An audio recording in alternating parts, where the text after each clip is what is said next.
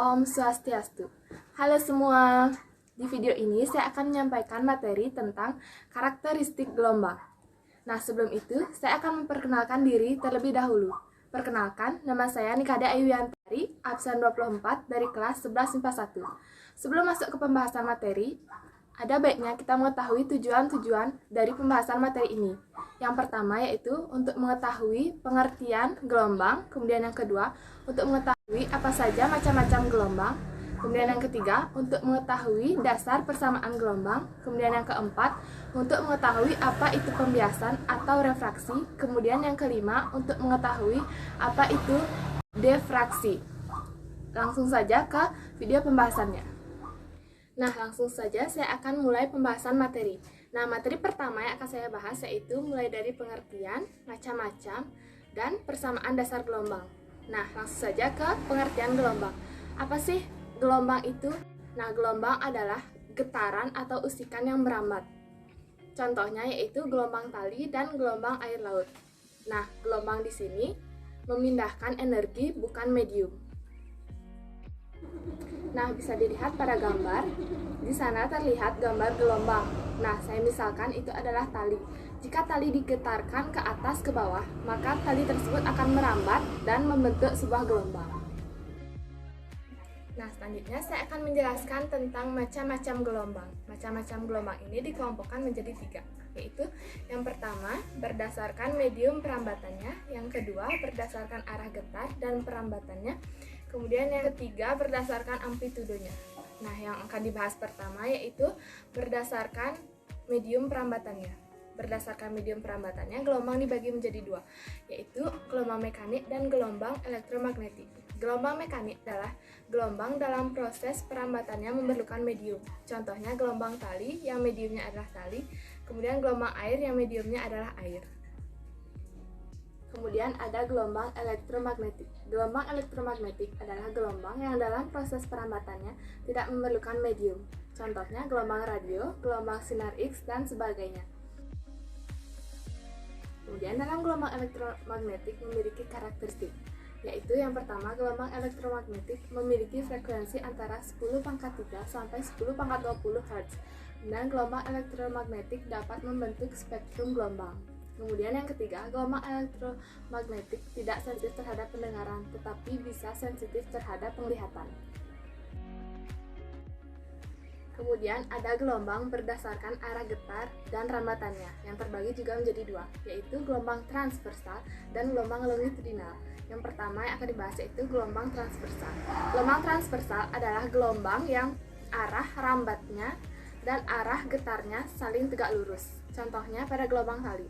Bisa terlihat dalam gambar, jika kita menggerakkan atau menggetarkan tali ke atas dan ke bawah, tali tersebut akan merambat ke depan dan akan membentuk arah getar dan arah rambatannya yang tegak lurus.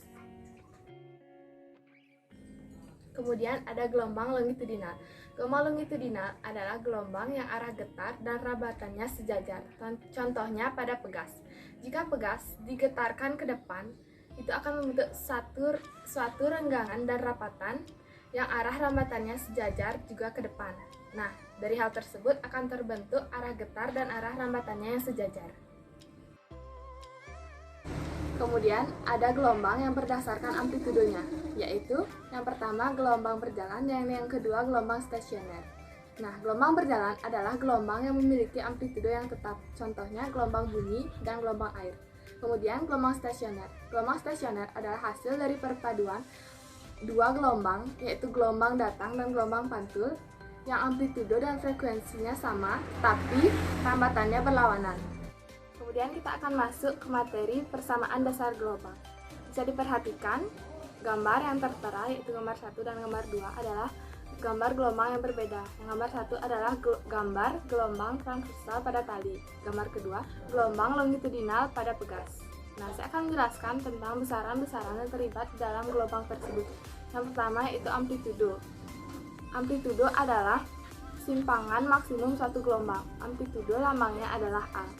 Nah, amplitudo tadi satuannya adalah meter. Kemudian besaran yang kedua yaitu panjang gelombang atau disimbolkan dengan lambda. panjang gelombang pada dua gelombang yang berbeda tersebut memiliki pengertian yang berbeda.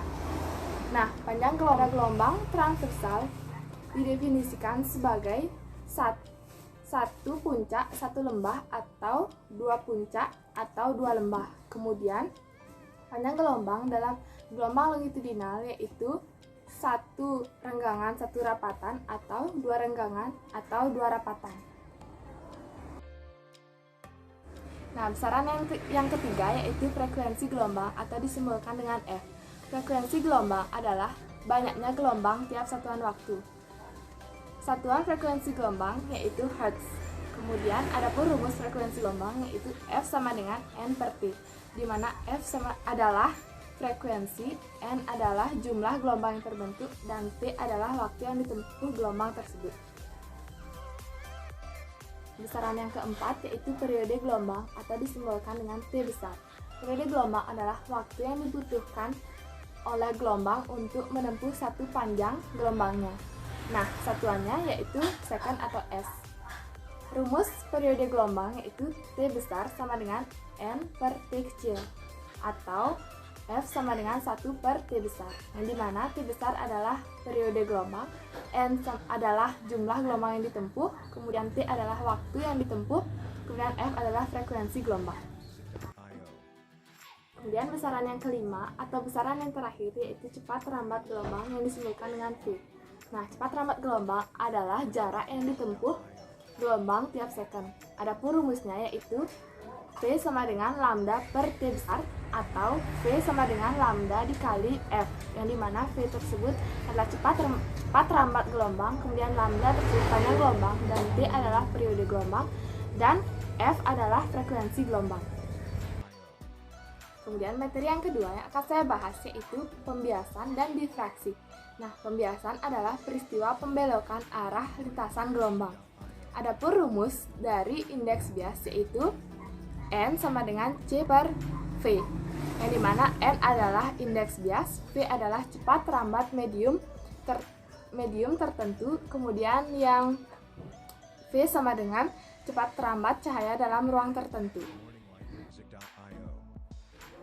Nah, bisa dilihat gambar pembiasan yang sudah tertera.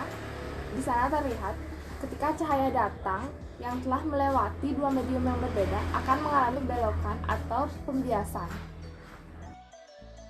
Nah, gejala pembiasan ini sesuai dengan hukum Snellius.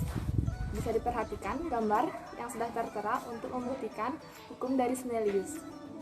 Hukum 1 Snellius berbunyi sinar datang, sinar bias, dan garis normal terletak pada satu bidang datar dan ketiganya saling berpotongan. Kemudian bunyi hukum 2 Snellius adalah sinar yang datang dari medium kurang rapat menuju medium yang lebih rapat akan dibiaskan mendekati garis normal. Sebaliknya, sinar yang datang dari medium lebih rapat menuju medium kurang rapat dibiaskan akan menjauhi garis normal.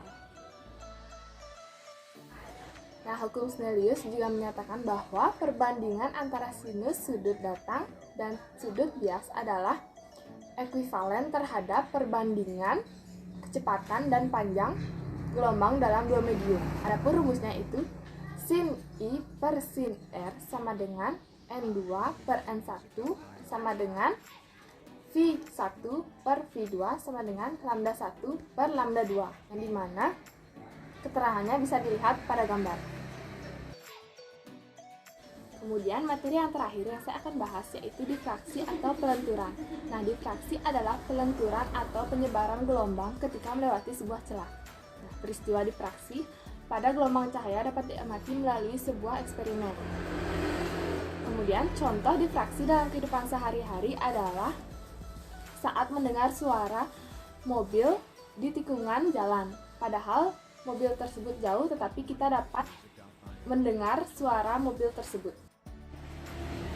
Nah, dari pembahasan tadi, untuk lebih jelasnya bisa melihat gambar yang sudah tertera di video tadi, karena kurangnya saya dalam menjelaskan lebih detail dari materi tersebut. Kemudian dari pembahasan yang saya jelaskan tadi dapat disimpulkan bahwa pengertian gelombang yaitu getaran atau usikan yang merambat. Nah, macam-macam gelombang terbagi menjadi beberapa jenisnya. Itu berdasarkan medium perambatannya berdasarkan arah getar dan arah rambatannya berdasarkan amplitudenya. Nah, dari masing-masing tersebut memiliki beberapa bagian, yaitu berdasarkan medium perambatannya terbagi menjadi dua, yaitu gelombang mekanik dan gelombang elektromagnetik. Kemudian berdasarkan arah getar dan rambatannya terbagi menjadi dua, yaitu gelombang transversal dan gelombang longitudinal.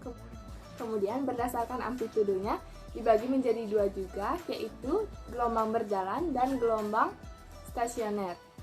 Nah, ada juga persamaan dasar gelombang, yaitu menjelaskan tentang besaran-besaran yang terdapat di dalam sebuah gelombang.